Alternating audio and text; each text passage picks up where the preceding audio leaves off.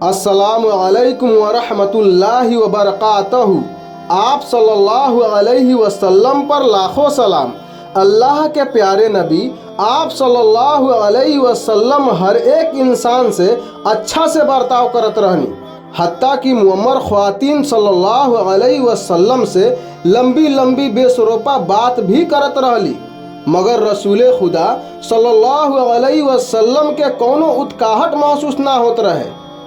आप सल्लल्लाहु अलैहि वसल्लम सफ़र के दौरान काफिला के हर फर्द के साथे रबता रखत रहनी आ बार बार लोगन के पास जात रहनी कि वो लोग खुश रही। ऐसने ही एक समय पर सल्लल्लाहु अलैहि वसल्लम अपन पुराना दोस्त हजरत जाबिर रजी अल्लाह ताला अन्हु के पास गईनी, जौन की अपना बूढ़ ऊँट पर सवार होके जात रहनी।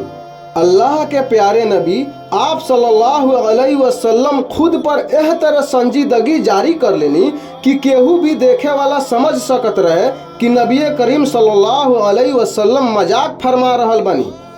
आप सल्लल्लाहु अलैहि वसल्लम जाबिर रजी अल्लाह ताला अन्हु से कहनी, अच्छा का तू अपन ऊँट हमरा हाथे फरोख्त कइल चाहत रह?